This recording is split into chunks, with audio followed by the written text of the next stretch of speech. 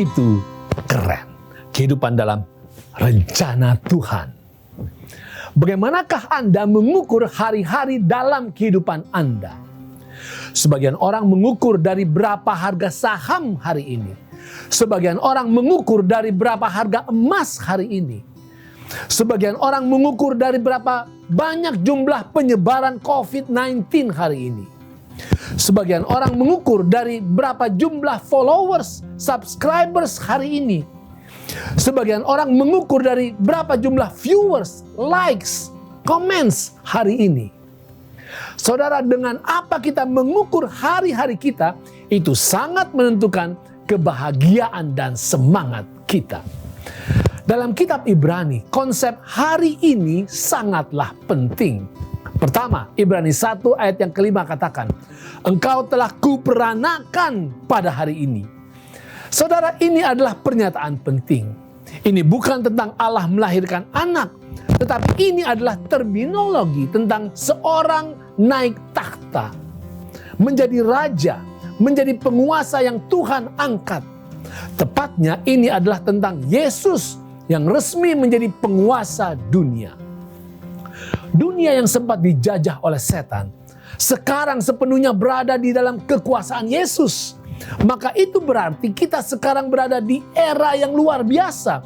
Era keselamatan yang pasti. Era kemakmuran yang pasti. Era hidup kekal yang pasti. Era kasih sayang sorga yang berlimpah. Saudara, jangan pernah ukur hari-hari Anda dengan hal-hal duniawi dan fana. Itu sia-sia, itu tidak berguna. Ukurlah setiap hari dengan kebesaran Tuhan yang semakin berlimpah kepada kita setiap hari. Itu berarti jangan pernah hidup di dalam kekhawatiran. Jangan pernah terfokus kepada kesulitan dan penderitaan. Jangan pernah hidup terfokus kepada kejahatan. Hiduplah dengan penuh sukacita dan penuh semangat. Karena di era ini Tuhan berhak dan pasti akan menolong dan menyelamatkan umatnya.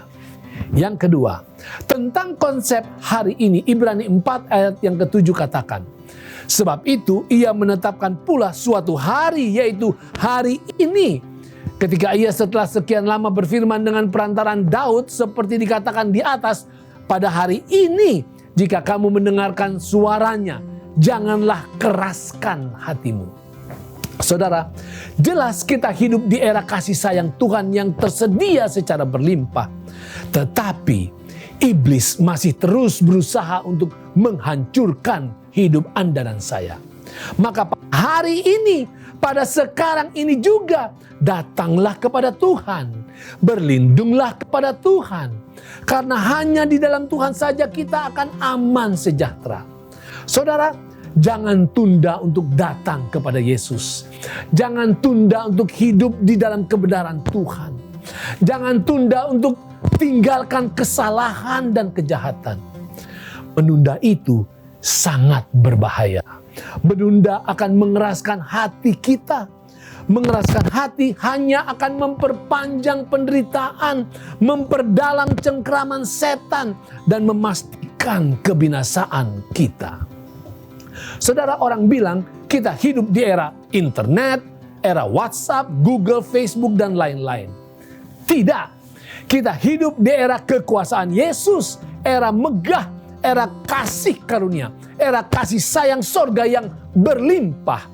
Pada hari ini, penuhilah hati kita dengan kehadiran dan kekuasaan Yesus. Itu